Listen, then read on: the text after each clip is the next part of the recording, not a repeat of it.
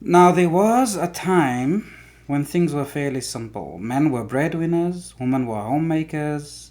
It was expected that each gender would do their gendered role and life would go on. Divorce was also rare, okay? It was not common for people to get divorced because marriage was not seen as a romantic arrangement, it was seen as a practical arrangement.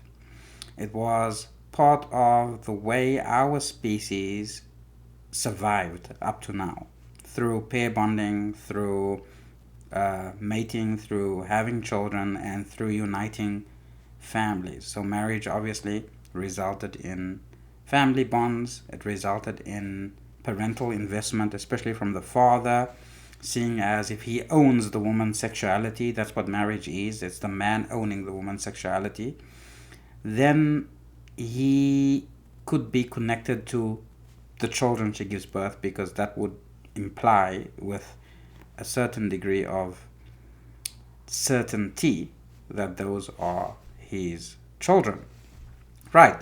So that's what marriage meant. Okay, now things are different. Now things are complicated. We have various challenges around gender norms, and also around roles, the traditional roles. They don't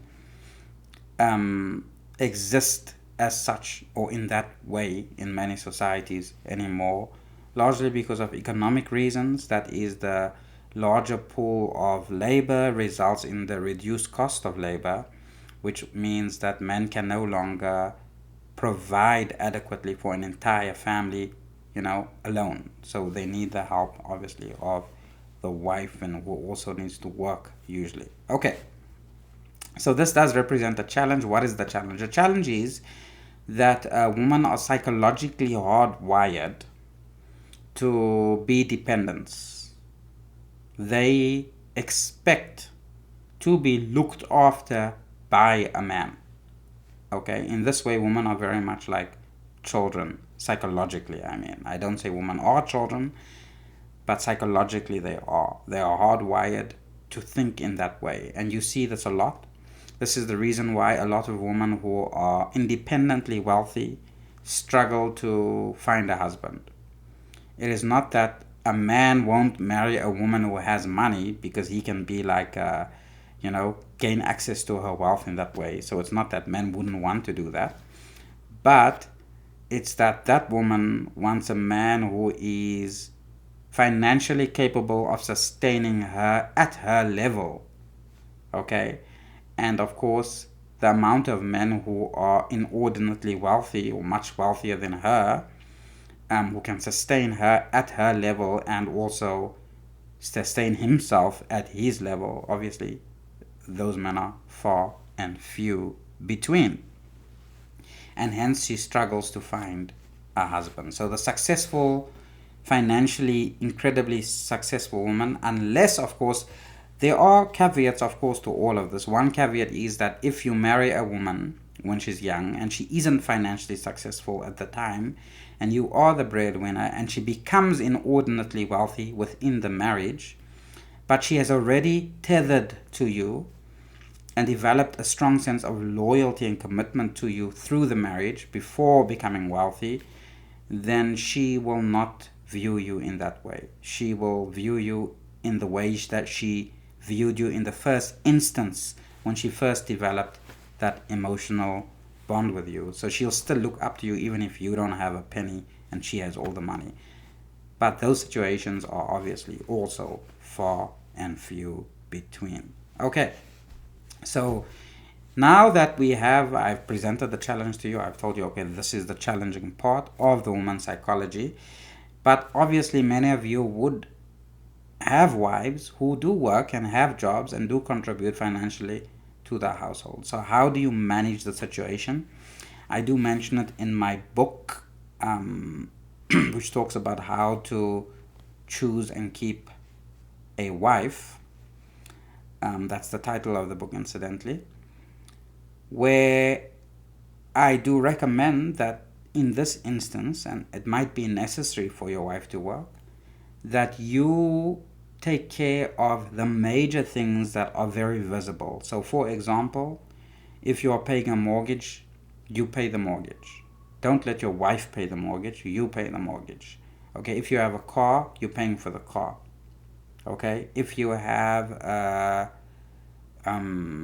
for like your school, your children go to school, you're paying for their tuition.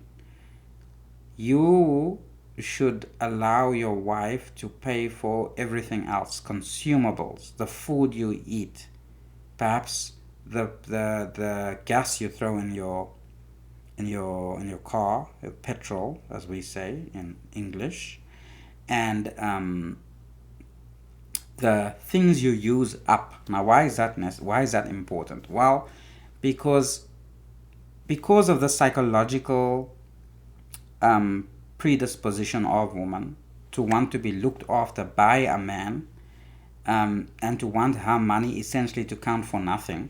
That's a lot of women are like that, not all.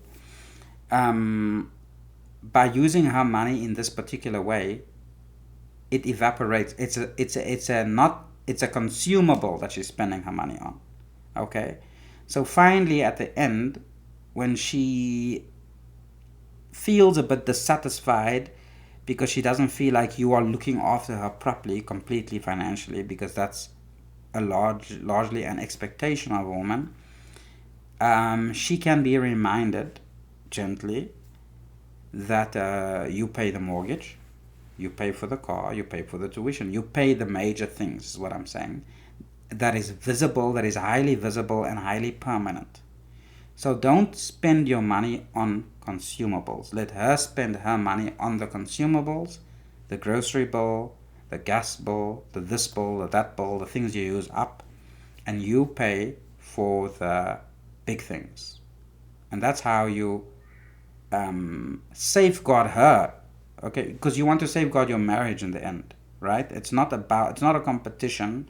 She's not your enemy, she's your friend, but you got to safeguard her against her own psychological hang-ups that she will have as a female, but she can't help it, right? I mean, we have evolved in this kind of way, men being hunters and men being physically stronger and mentally more capable in certain ways, spatially and etc. That's why men tend uh, to do better at engineering and math and science and things like that. Okay, because of the nature of the way we have come to be. She cannot help that her way of viewing her relationship with you is going to be from the perspective of being a dependent. Even if she's independent, she's still going to view it that way, and she wants to view it that way. To some extent, I've even seen women offer their men their money because they want to feel as if their men are spending on them, even if it's not originally his money. So you find a wife, I've seen this, she will give her money to her husband because she wants to feel that her husband is looking after her financially, even though he's not really looking after her financially. She's looking financially after herself. It's a psychological thing. You can't get around it. So if you are smart, you will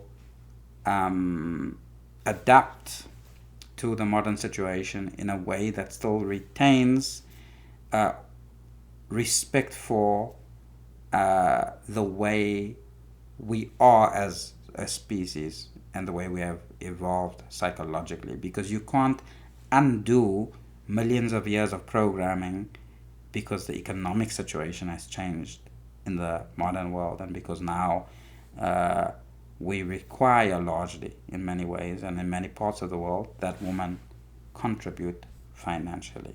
Thank you very much.